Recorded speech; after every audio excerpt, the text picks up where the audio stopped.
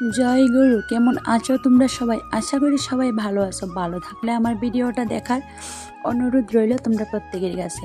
তো শুভ সকাল আমার প্রিয় বন্ধুরা, শুভ সকালের শুভেচ্ছা রইল সব বন্ধুদের কাছে। আবারও নতুন আরেকটা ভিডিও তোমরা সবাই অনেক অনেক স্বাগত আর অনেক অনেক মন থেকে ভালোবাসা।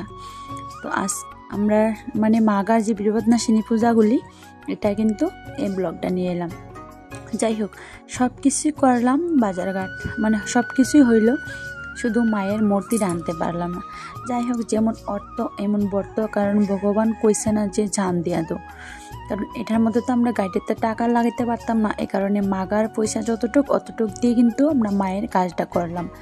আবার অনেকেই ভাবতে পারো যে এত বড় সাবরাটা আমরা না, কারণ একটা বিয়ার উদ্দেশ্যে সাবরাটা দেওয়ানো।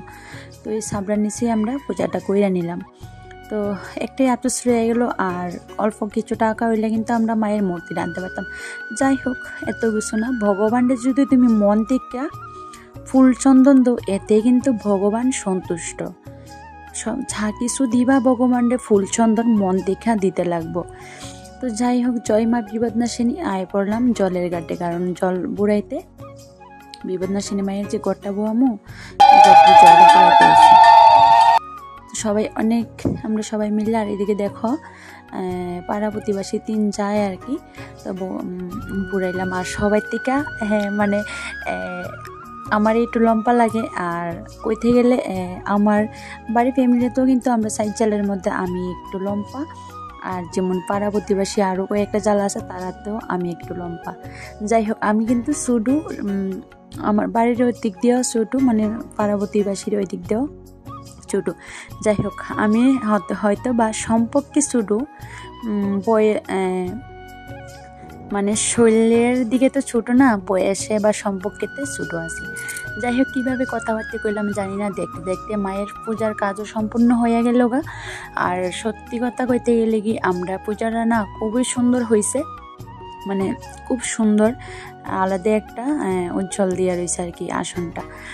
তো সকালবেলা তো মায়ের কাজ টাজ করা এসব নিয়ে আজকে ব্যস্ত থাকলাম। আর পুরোহিত মশাই কিন্তু খুব সকালে আইছে। তো পুরোহিত মশাই আওয়ার পরেও না, অনেক পরে যায় সেটা আমরা সব কিছু রেডি করতে পারছি। যাই হোক, এই যে পুরোহিত মশাই, তাই নাও কিন্তু আমরা যজমানি আর কি, তাই নেই আমরা সব পূজা পার্বণ সব কিছু করে। আর আমরা তো মা মনসা পূজা এবার বেশি দিন নাই, কিছুদিন পরেতে আবার দুর্য শুরু হয়ে যাব আমার বাড়ির। যাই হোক, এবার করব যজ্ঞ। দেখতেছ কতটা সুন্দর হয়েছে, সত্যি যজ্ঞের আগুনটাও না এত সুন্দর হয়েছে। আর নদীতে তেল দেওয়ার পরেও খুব সুন্দর কাটাম ধরছে। তো সব কিছু শেয়ার করতে পারছি না, কারণ বুঝোই যে একা হাতে ভিডিও করে, তারপরে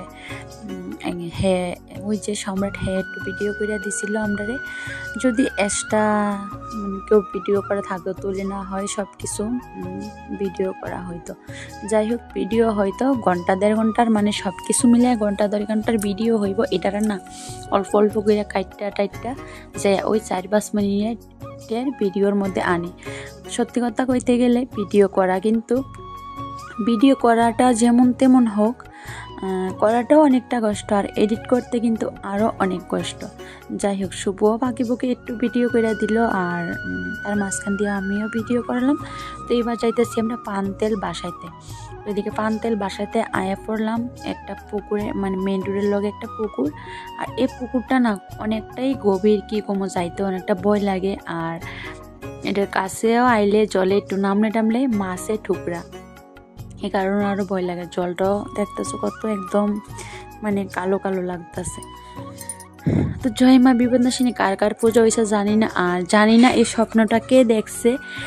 সত্যি মা ভগবান হয়তো আমরারে পরীক্ষার লেগে এসবটা করে। সত্যি অনেকের অনেক রকম গালি শুনছি, তবে গালিটা না আমরারে দিছে না, দিছে ভগবানরে। যাই হোক, মা তো সব কিছু জাগাত বইয়া দেখছে, মা দেখলেই ছাড়বো। আমরা আজ পর্যন্ত অক্ষণ পর্যন্ত একটা মানুষের যে সাহায্য নিতে হয়েছে ফিরেছি না বিপদনাশিনীর মাগন, সবাইরে দিছি। আর ওখান যেহেতু বিপদনাশিনী পূজার 1 সপ্তাহ পর অবধি দেওয়া যাইতো না বাড়ির থেকে কিছু, তো ওখানে কিছুদিন দিতাম না। যাই হোক, আর আমি যে শাড়িটা পরে নিচ্ছি এই শাড়িটা ছিল ভাইয়ের দেওয়া টাকা দিয়ে আর কি। আমি নিজে পছন্দ করে কিনে আনছি, কারণ ভাই তো বাড়ি থাকে না, কাজের সূত্র অনেক দূরে থাকে, তো টাকা পাঠাইছিল আর আমি কিনে আনলাম। যাই হোক, আমরা কিন্তু তিন বোনেরও যদি ভাইয়ে 500 টাকা করে দেয় তাহলে কত টাকা দেয়? 1000 টাকা। ভাইরে কইছি যে একটু কমাই দেয়, আমি লই আমু, তো কোনা 500 টাকাই দিই। তো প্রথম কইছি যে কমাই দিতে, কইছে কমাইয়া দিব। তারপরে শুভর বাবার মোবাইলে একটু বেশিই পাঠাইলো। যাই হোক, আর আমরা যেহেতু পূজার তিথিটা 1:30 পর্যন্ত আসিল, তারপরে খালি জায়গা কেটা থাকবো, পুরোহিত মশাই পূজার পরে সব কিছু লাইরা দিয়ে গেল। তো সন্ধ্যার সময় আমরা সব গুছাইয়া লাইলাম। তার মাঝখানে আয় পড়লো শুভর বাবা বাড়ির।